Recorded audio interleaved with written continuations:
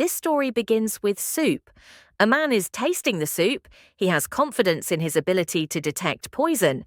He's at a dinner table with a bunch of people, co-workers or maybe gang members, and they're sitting on human beings. This exhaust pipe is their boss. He talks about how he found the company. They converse and everybody laughs. Meanwhile, this obviously suspicious guy in a chef uniform passes the door with a very dark look on his eyes. They don't notice him, and they prepare to eat. The president takes a sip, but something is off. He vomits, blood pours out of his eyes and nose. Everybody panics, and the president dies. The assassin just walks off like nothing. He's now walking on the street. Then spots a girl kissing a man. He stares too intensely, almost like it's the first time he's seen people kissing. He stares so much that he crashes into a vending machine. He gets home. He's talking to a girl, probably his sister or aunt. She asked him how the job went and how she killed the man, not a question you'd expect from someone with such a cute face. He tells her he just poisoned him. He spent months building the poison taster's resistance to the poison, so even a fetal dose wouldn't kill him. That's such a hassle, but that's the amount of dedication they put into their work. We get the iconic Oni-chan, meaning the girl is his junior sister. She asks him about the thing they discussed, what thing he replies, and as soon as she says marriage, he chokes. What makes you think I can get married? Good question. Considering he's an assassin, it's not like he can meet people on the job. True, but the grandma wants one of them to take over and ensure that the Poison clan lives on. And there's no saying no to Grandma. The Poison clan will end with me, he says, since he'll be single for the rest of his life. The sister agrees. It doesn't seem like you'll ever be popular with the girls. She says, he gets a text. From a friend, maybe? He goes out to meet with the person. It's a guy wearing a face mask with a centipede tattoo. They greet each other, and then we find out that Oni-chan's name is Gero. Why is there a spider coming out of this guy's mask? They share a drink, and he tells Gero about a fellow assassin who now has 3 kids. But Gero tells him he plans to remain single forever. The bug guy cuts in, and to Gero's greatest surprise, he tells him he's getting married soon. He shows Gero a picture, and surprisingly, the girl is super cute.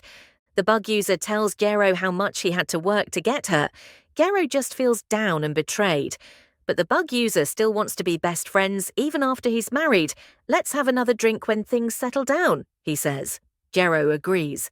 He praises the bug guy for being able to find someone special.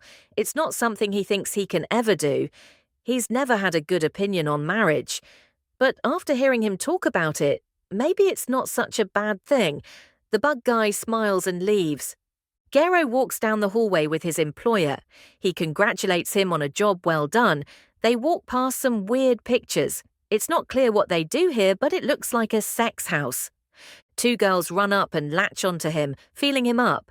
Seems he's the virgin type because he runs away all red. They tell him to be careful. But he runs headfirst into the bulletproof glass. Behind it, he sees a girl, restrained. He walks in and goes closer. It seems the girl is one of their targets. The boss tells Gero to take her out. He brings out a syringe and injects it into her arm. He tells her you will die slowly over the next hour. He tells her how horrible the poison is and how much agony she'll be in when it takes effect.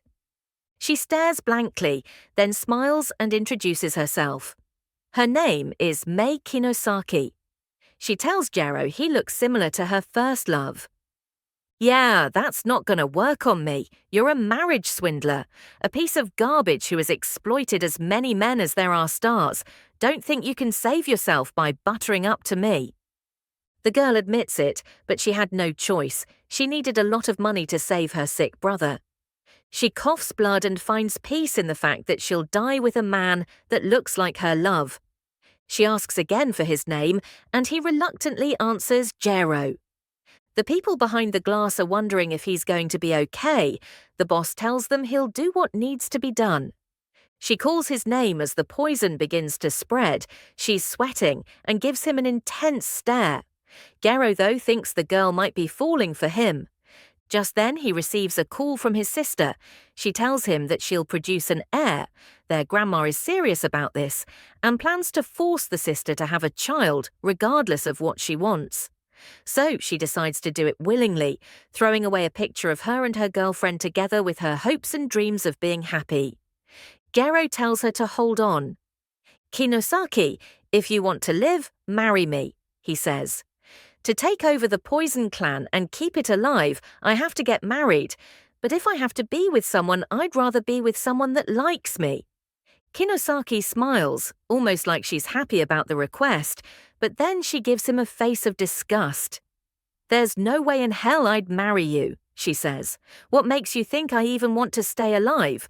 And even if I accept your request, there's no way out of this building with all these assassins here."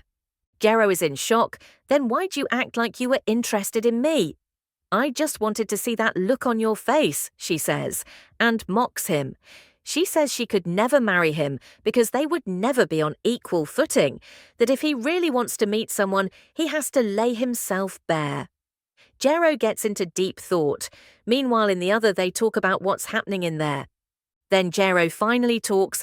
"I only kill those that deserve it, not out of some sense of justice, but because it makes me sleep better at night. But killing is killing."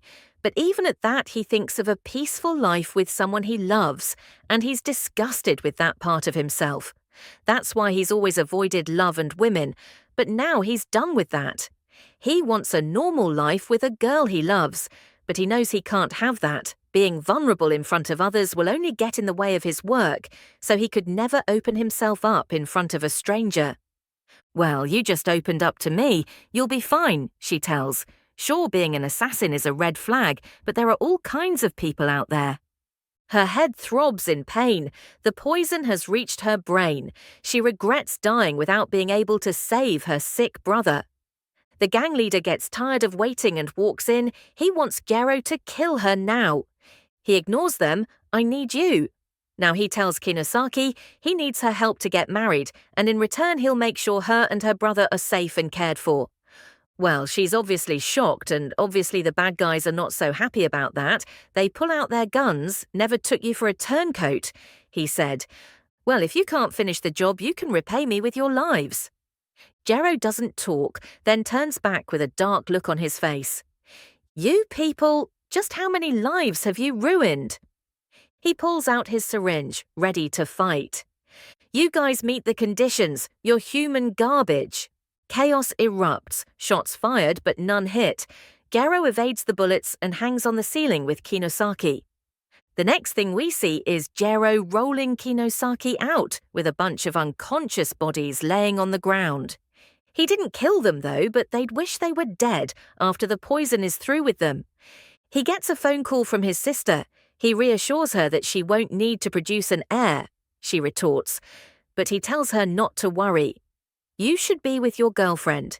Tell Grandma I'll get married and take over the Poison Clan, but I'll find my partner on my own." The sister cries with joy and says, "Okay." He's now outside with Kinosaki. She tells her she can't move and he'll have to carry her. That makes him flustered. "How am I supposed to carry you? Like a baby? Like a bride? Tell me where it's okay to touch you." She tells him he can touch her wherever he wants. I am a man after all. So far, that's the biggest shock in this little story. What happens next, I wonder? Like, subscribe and drop a comment if you want the part 2.